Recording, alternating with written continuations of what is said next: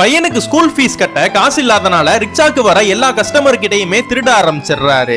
இப்படின்னா இருக்கிறப்ப இவர் வீட்டுக்கு போயிட்டு இருக்கும் போது ஒரு ஃபேமிலி அவசர அவசரமா வீட்டை பூட்டிட்டு ட்ரெயினை பிடிக்கிறதுக்காக ரிக்ஷால வராங்க. இவர் அவங்கள ரயில்வே ஸ்டேஷன்ல டிராப் பண்ணிட்டு அவங்க வீடு பூட்டி இருக்குன்னு வீட்டுல திருடலான்னு உள்ள வராரு.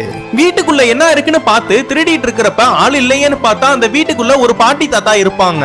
இவர ஒரு ரூம்குள்ள போட்டு கதவை சாத்திடுறாங்க. இந்த சத்தத்திலே ஊர் மக்கள் எல்லாருமே அந்த வீட்டுக்கு பக்கத்துல வந்துடுறாங்க. இதனாலே இவரு போலீஸ்லயே மாட்டிக்கிறாரு. நீ யாரு, உன்னோட பேரு என்னன்னு கேட்டா கூட வாயே திறக்க மாட்டாரு. இன்னொரு பக்கம் இவரோட மனைவியும் பையனும் போலீஸ் ஸ்டேஷன்ல வந்து கம்ப்ளைண்ட் கொடுத்துட்டு போறாங்க. அவரை ஃபுல்லா செக் பண்ணி பார்க்கும் போதுதான் அவர் சட்டையில கொஞ்சம் பணமும் அவர் பையனுக்கு ஃபீஸ் கட்டின அந்த ரிசிப்டும் வச்சிருக்காரு. அந்த ரிசிப்ட வச்சு அந்த ஸ்கூலுக்கு போய் அந்த பையனோட அட்ரஸ நோட் பண்ணிடுறாங்க.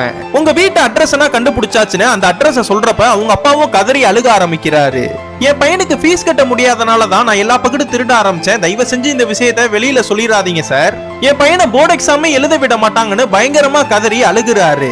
அவர் வீடை கண்டுபிடிச்சு அவங்க வீட்டுக்கு போய் உங்க ஹஸ்பண்ட் எங்கன்னு கேட்டா அவரை ரொம்ப நாளா காணோம், நாங்க போலீஸ்ல கம்ப்ளைண்ட் கொடுத்துருக்கோம்னு சொல்றாங்க.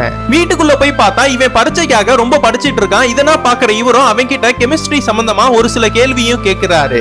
இவர் கேட்கிற எல்லா கேள்விக்குமே நல்லா ஆன்சரும் பண்றான். அது மட்டும் இல்லாம நீங்க எந்த கேள்வி வேணாலும் கேளுங்க, நான் சொல்றேன், ஆனா எங்க அப்பாவை மட்டும் கண்டுபிடிச்சு கொடுத்துருங்கன்னு கேக்குறான். இவன் நல்லா படிக்கிற பையனா இருக்கறனால இவனை வீட்டுக்கு டியூஷன் வர சொல்லி இவனுக்கு நிறைய சொல்லி தராரு.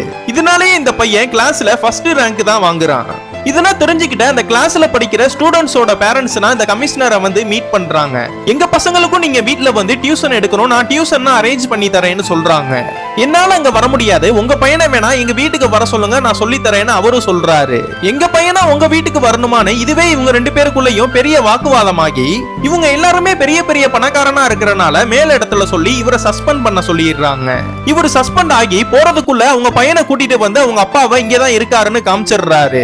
இந்த விஷயத்தை அந்த ஸ்கூல்ல படிக்கிற ஒரு பையனோட பேரண்ட்ஸ் இதனா பாத்துறாரு.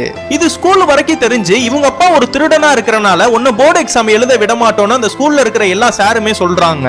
இதெல்லாம் கேக்குற இந்த பையனும் எங்க அப்பா ஃபீஸ் கட்ட முடியலன்னா திருடினாரு, அந்த திருடினதுக்காக எங்க அப்பா தண்டனை அனுபவிச்சிட்டு இருக்காரு, எந்த தப்புமே செய்யாத என்ன ஏன் போர்டு எக்ஸாம் எழுத விட மாட்டீங்கன்னு கேக்குறான்.